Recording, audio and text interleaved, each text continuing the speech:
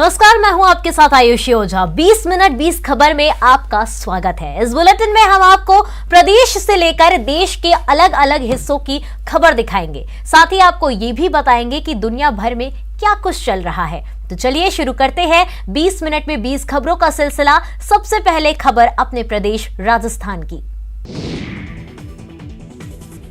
तस्वीरें सवाई माधोपुर के Ranthambore tiger reserve की है, जहां जंगली जानवर आए दिन इंसानी आबादी का रुख कर रहे हैं। सोमवार सुबह 2 तेंदुए रणथंभौर रोड पर देखे गए। सुबह करीब 6:30 बजे होटल फर्न के सामने रोड पर एक तेंदुआ चहलकदमी करता दिखाई दिया, जबकि दूसरा तेंदुआ रोड के पास नेशनल पार्क की सुरक्षा दीवार पर बैठा नजर आया। सड़क पर कुछ देर चहलकदमी करने के बाद तेंदुआ सुरक्षा दीवार पर बैठे तेंदुए के पास जा पहुंचा। चश्मदीदों के मुताबिक दोनों तेंदुए करीब 10 से 15 मिनट तक वहां रहे। इस दौरान दोनों को एक साथ अटखेलियां करते हुए भी देखा गया, जिसे वहां से गुजरने वाली गाड़ियों में बैठे लोगों ने अपने कैमरे में कैद कर लिया। रणथंभौर नेशनल पार्क की दीवार पर 15 मिनट तक अटखेलियां करने के बाद दोनों लेपर्ड जंगल में लौट गए। चश्मदीदों के मुताबिक वाहनों की हेडलाइट जब बघेरों पर पड़ी तो वे भागकर रणथंभौर नेशनल पार्क की सुरक्षा दीवार पर चढ़ गए। बहरहाल बघेरों की चहलकदमी से लगातार लोगों में दहशत है।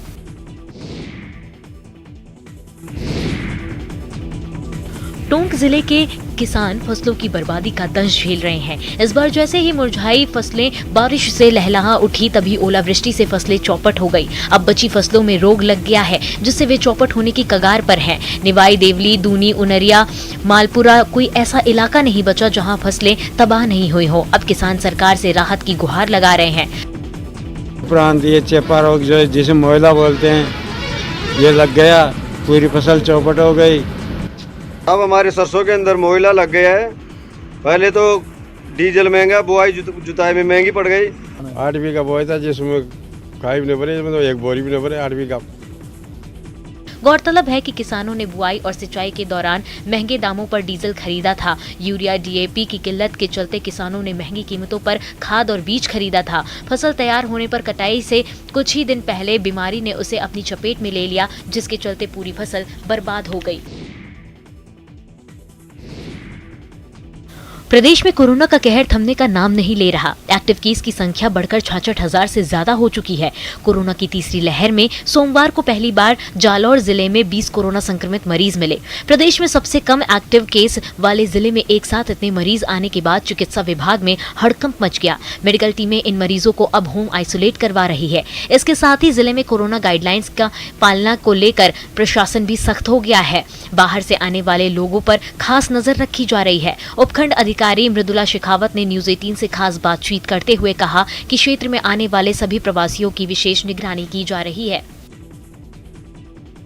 राज्य गुजरात से या फिर अन्य राज्यों से जो प्रवासी यहाँ पर पहुंच रहे हैं, इन पर विशेष मॉनिटरिंग रखी जाएगी, ध्यान रखा जाएगा। तो वहीं टीकाकरण को लेकर भी विशेष फोकस रहेगा, ताकि जिले में कोरोना के बढ़ते ग्राफ पर रोकथाम लगाई जा सके।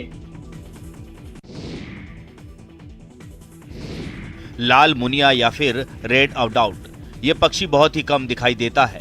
लाल मुनिया में नर और मादा दोनों के शरीर पर सफेद चित्ते होते हैं। इनकी चमकीली लाल चोंच, मटमैले रंग के पंजे, आंखें काली और लाल भूरी होती हैं। तस्वीरें चित्तौड़गढ़ की हैं। अलग अलग स्थानों पर दक्षिणी राजस्थान के जलाशयों में रंग बिरंगे प्रवासी पक्षी आते हैं, लेकिन इन पक्षियों में स्थानीय छोटे पक्षी अपनी सुंदरता में किसी से भी कम नहीं हैं। बेगू खंड के रायता गांव में लाल मुनिया यानी स्ट्रॉबेरी फिंच की उपस्थिति दर्ज की गई है, जो जैव विविधता के लिए एक अच्छा संकेत माना जा रहा है। राजकीय चिकित्सालय के निकट पक्षी प्रेमी राजकुमार सोनी ने बेगू के ग्रामीण क्षेत्र में इस दुर्लभ प्रजाति की चिड़िया की उपस्थिति दर्ज कराई है।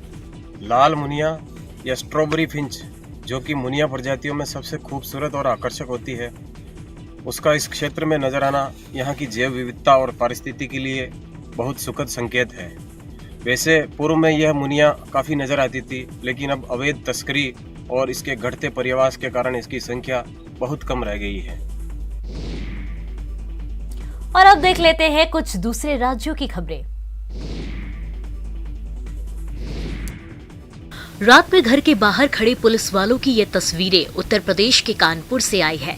दरअसल अमेरिका में रहने वाले युवक का श्याम नगर में अपना मकान है। इस मकान में चारों तरफ सीसीटीवी लगे हुए हैं। वारदात वाली रात जब घर का मालिक सीसीटीवी में घर देख रहा था, तभी उसने देखा कि मकान के अंदर कुछ लोग मौजूद हैं, जिसके बाद उसने तुरंत ही इलाके के लोगों को और चकेरी थाना पुलिस को मामले की सूचना दी। सूचना पर पुलिस तुरंत मौके पर पहुंच गई और मकान को चारों तरफ से घेर लिया।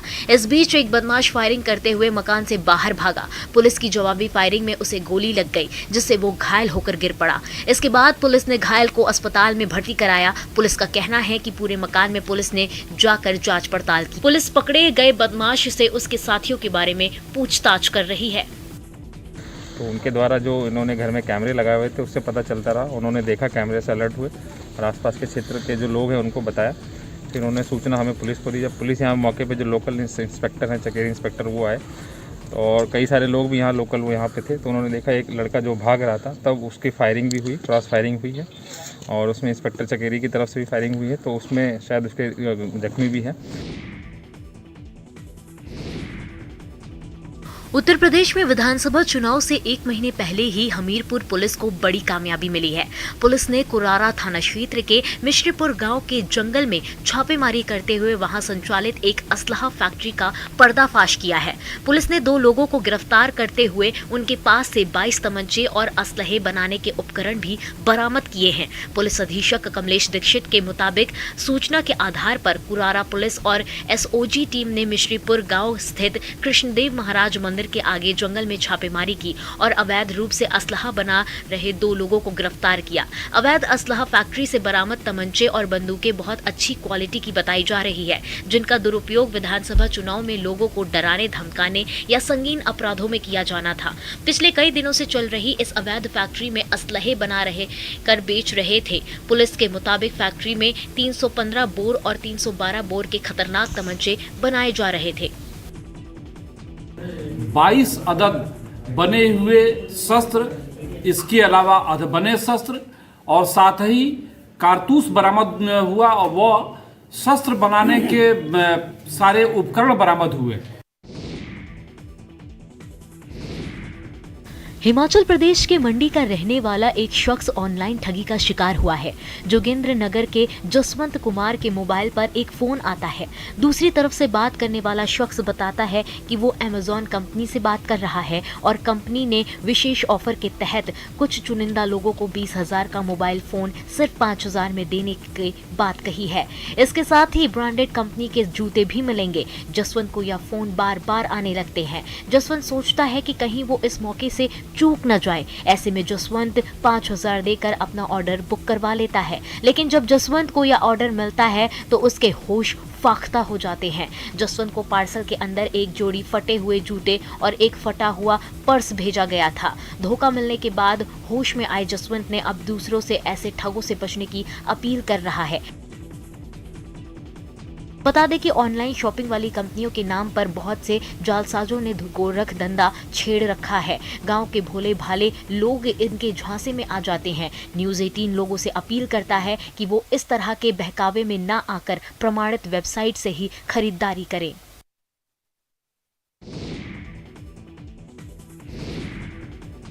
बेमौसम बारिश ने किसानों को कर्ज तले दबा दिया है। खेत में खड़ी उनकी फसलें बर्बाद हो गई है। छत्तीसगढ़ के गरियाबंद जिले में बीते दिनों हुई बेमौसम बारिश 20 भूमिहीन किसानों पर मुसीबत बनकर टूटी। ये सभी पीड़ित किसान देवभोग के आसपास दबनई, दहीगांव, करचिया, निष्ठीगुड़ा, परेवापाली और सेनमुड़ा के रहने वाले हैं, जो नदी की रेत पर सब्जी उगाकर अपने परिवार का भरण पोषण करते हैं। मगर इस बार बेमौसम बारिश ने इनकी कमर तोड़ दी। पानी के तेज बहाव में इनकी फसलें चौपट हो गई। जिस फसल से इनके घर का चूल्हा जलना था, अब वही इनके गले की फांस बन गई है। जी हाँ, फसल पानी में डूब गई और बुआई का कर्ज सिर पर चढ़ गया। लिहाजा किसान अभी भी पानी की धार मोड़कर फसल को बचाने की जद्दोजहद में लगे हैं, मगर उन्हें इस कवायद का कोई बड़ा फायदा होता नहीं नजर आ रहा है। पीड़ित किसानों ने शासन के मुआवजे की मांग की है। अब पानी आके डूब गए, अब कैसे करान? अतकी परिवार हवन के खेती नहीं खा रही, खेती करके हमन हाँ मेहनत करके खावत रहें, कमात रहे हन। अभी कैसे करके हम पालबो बाल बच्चा ला? तो धार को बदल रहे हो? हाँ, धार को बदल रहे हैं। क्या काम कैसे होगा उससे फिर धार बदलने? धार बदलने से पानी कम होगा। हिमाचल प्रदेश की बटालियनों और पुलिस लाइन में तैनात हजारों पुलिसकर्मियों ने एक बार फिर से मेस में बना खाना छोड़ दिया है।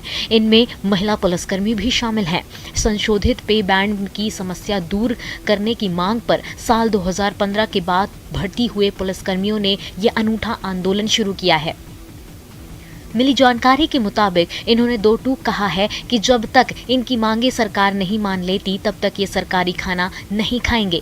गौरतलब है कि कुछ समय पहले डीजीपी ने लिखित आदेश जारी कर कहा था कि कोई पुलिसकर्मी मेस का खाना नहीं छोड़ेगा और ना ही सोशल मीडिया पर किसी तरह की टिप्पणी करेगा, लेकिन इसका कोई असर होता हुआ नहीं दिख रहा है। सोशल मीडिया पर #Justice for हिमाचल पुलिस से अभियान चलाया जा रहा है। जानकारी के अनुसार पुलिस बटालियन जुनगा, बनगढ़, स्को, पंडो, जंगलबैरी, बस्सी, कोलर, SDRF बटालियन और 7 जिलों की पुलिस लाइन में अधिकतर पुलिसकर्मी ने मेस का खाना छोड़ दिया है। इनमें महिला पुलिसकर्मी भी शामिल हैं। इस बारे में जब मुख्यमंत्री जयराम ठाकुर से पूछा गया तो उन्होंने कहा कि उन्हें ऐसी कोई जानकारी नहीं।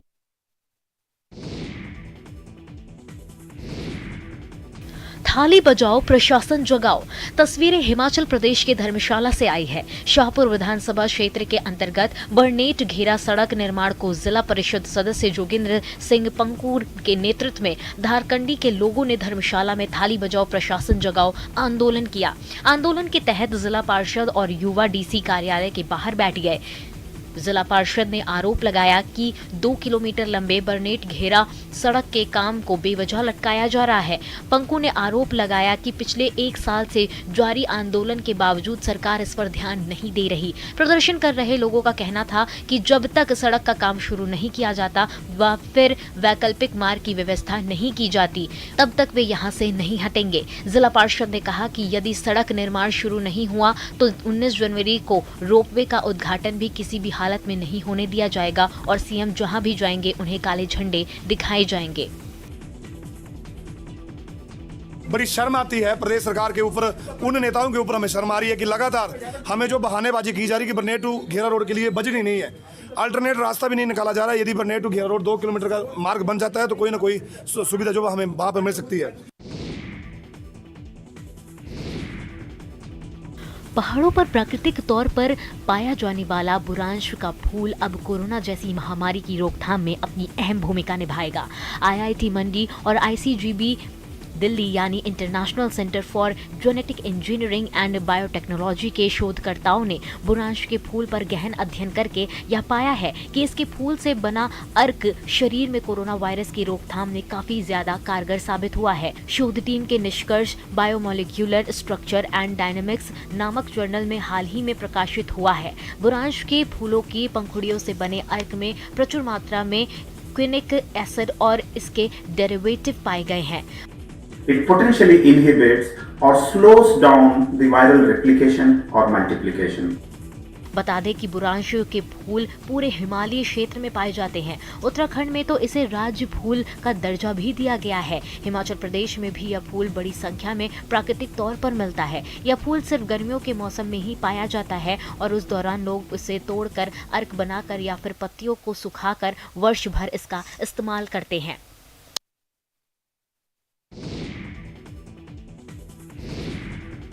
बर्फबारी के बीच पीठ पर मरीज को उठाकर चल रहे ये लोग हिमाचल प्रदेश के रहने वाले हैं। सिरमौर जिला के साथ लगती शिमला जिला की मंझौली पंचायत के रहने वाले लोग एक बीमार महिला को अस्पताल तक पहुंचाने की जद्दोजहद में जुटे हैं।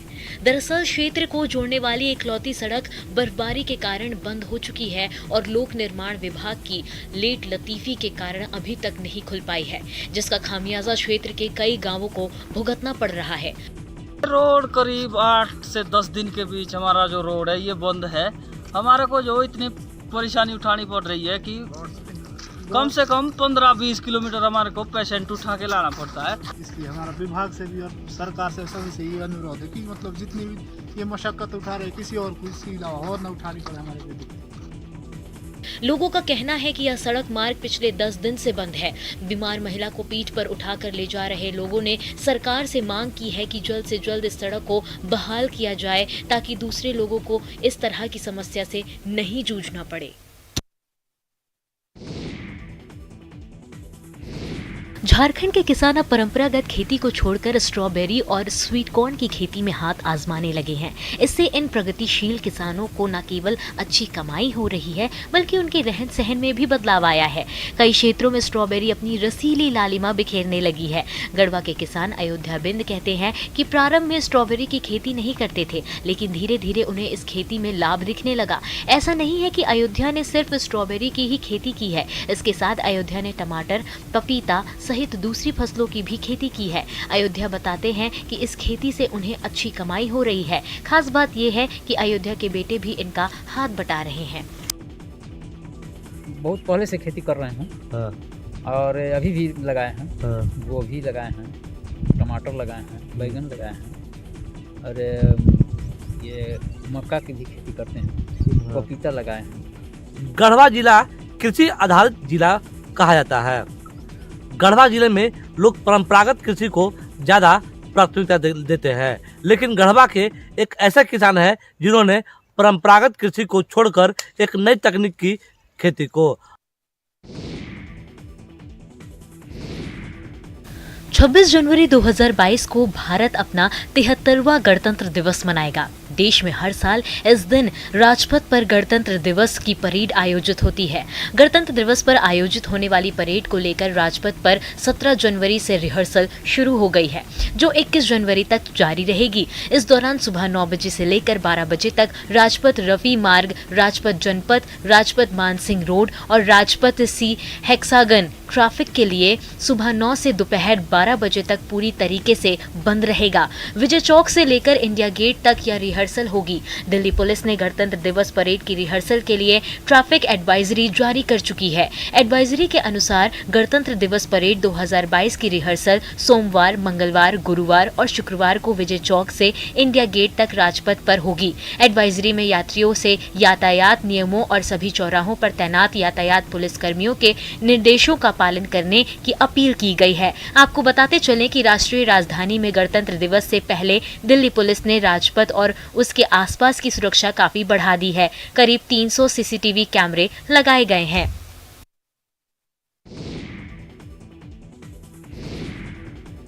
कम बर्फबारी की वजह से पिछले 2 वर्षों से उत्तराखंड के औली में नेशनल स्कीइंग चैंपियनशिप नहीं हो पाई, जिससे खिलाड़ी मायूस रहे। लेकिन इस बार पर्यटन विभाग और GMVN को औली में अच्छी बर्फबारी की उम्मीद है, लिहाजा खिलाड़ी और कोच लगातार अभ्यास कर रहे हैं। इसकी कोर्स है, इसमें हमारे 7 लोग आए हैं और कोई बेंगलोर से, कोई मुंबई से, कोई लोकल भी हैं। स्कीइंग खेल में अपना सपना ढूंढ रहे खिलाड़ी भी इन दिनों एशिया के सबसे लंबे 1350 मीटर स्कीइंग स्लोप पर दिन रात ट्रेनिंग ले रहे हैं।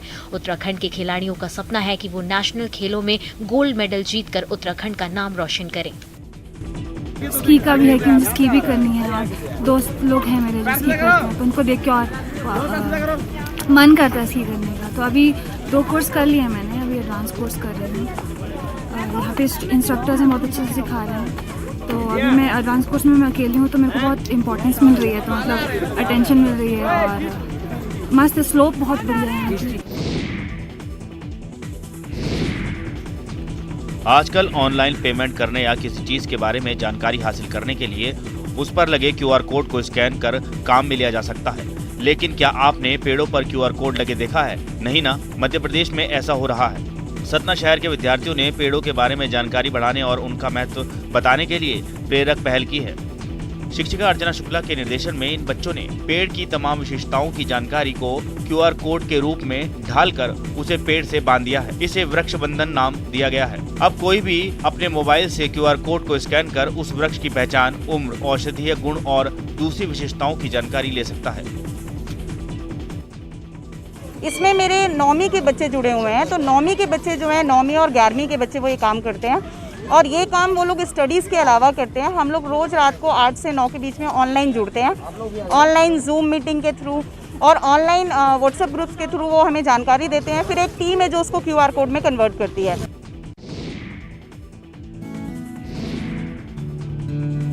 कोरोना महामारी के कारण कई लोगों को रोजगार से हाथ धोना पड़ा। कईयों को जान बचाने के लिए दूसरे जगहों से घर वापस आना पड़ा, जिसके कारण उनकी आर्थिक स्थिति दयनीय हो गई।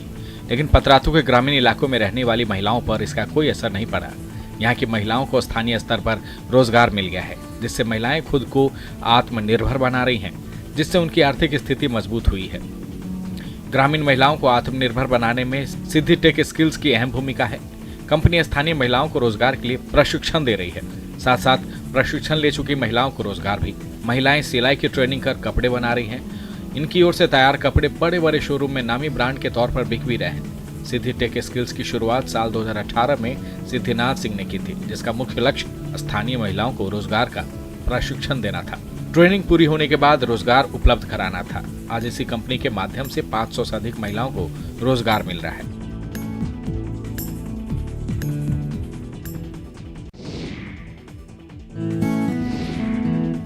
मौसम की बेरुखी के कारण खेत में खड़ी फसलों को नुकसान हो रहा है, जिससे किसानों को आर्थिक नुकसान का सामना करना पड़ रहा है। खरीफ और रबी फसलों पर मौसम का मार कुछ ऐसा है कि किसान अब परंपरागत खेती को छोड़ रहे हैं। मुजफ्फरपुर के किसान भी अब लीग से हटकर फल और सब्जी की खेती करने लगे हैं, जिससे उन्हें आर्थिक तौर पर मुनाफा हो रहा है। मुशहरी के किसान ग्रीन एप्पल बेर की खेती कर साल में लाखों रुपए का मुनाफा कमा रहे हैं। ग्रीन एप्पल बेर थाईलैंड के ग्रीन सेब और बेर को क्रॉस करके तैयार किया जाता है, जिसको लोग खूब पसंद भी कर रहे हैं। स्थानीय किसान पहले धान और गेहूं की खेती करते थे, जिसमें मौसम की बेरुखी के कारण नुकसान उठाना पड़ता था। लेकिन बेर की खेती पर ना तो मौसम की मार पड़ती है और ना ही ज्यादा लागत लगानी पड़ती है। कम मेहनत और कम समय में बेर तैयार हो जाते हैं। एक पेड़ से 50 किलो के करीब बेर निकलते हैं, जिसकी बाजार में 100 रुपए की दर से बिक्री हो जाती है। अब नजर विदेश के कुछ जरूरी खबरों पर। दक्षिण अमेरिकी देश पेरू से हैरान करने वाली कुछ तस्वीरें सामने आई। वहां पिस्को शहर में समंदर में उठी तूफानी लहरों के बाद आई बाढ़ ने जमकर तांडव मचाया। बताया जाता है कि प्रशांत महासागर में हुए ज्वालामुखी विस्फोट के बाद पिस्को में समंदर में ऊंची लहरें उठी और इन लहरों का पानी किनारों पर तबाही मचाते हुए आबादी वाले इलाकों में दाखिल हो गया। अचानक आई समुद्री लहरों ने किसी को भी संभलने का मौका तक नहीं दिया। वहां से सामने आई तस्वीरों में समंदर किनारे रखी हर एक चीज पानी में डूबी दिखाई दी। तेज लहरों की वजह से समंदर का पानी सड़कों पर आ गया। वहां के कई रेस्टोरेंट और घरों के आगे पानी का कब्जा दिखा। वहीं समंदर के किनारे वाली छोटी दुकानें भी पानी में डूबी नजर आईं। लोग घुटने तक पानी में चलने को मजबूर दिखाई दिए। तूफानी लहरों की वजह से छुट्टियां मनाने आए लोगों को वहां से उल्टे पैर लौटना पड़ा। जहां कभी किनारे पर लोगों का जमघट लगा रहता था, वहां पर कमर तक पानी जमा दिखाई दिया। इन लहरों की चपेट में आने से कई नावों को भी भारी नुकसान हुआ। अमेरिका के फ्लोरिडा से डरा देने वाला वीडियो सामने आया है। वहां अलग अलग जगहों पर एक साथ आए 4 बवंडर से हाहाकार मच गया। 118 किलोमीटर प्रति घंटा की रफ्तार से आए इन बवंडर ने फ्लोरिडा में जमकर तबाही मचाई और एक भयानक बवंडर वहां के एक रिहायशी इलाके के बीच से भी गुजरता दिखाई दिया। ये बवंडर इतना शक्तिशाली था कि इसके आगे जो भी आया उसे उड़ा ले गया। बवंडर ने वहां ऐसा कहर मचाया कि हर तरफ बस बर्बादी का मंजर नजर आया।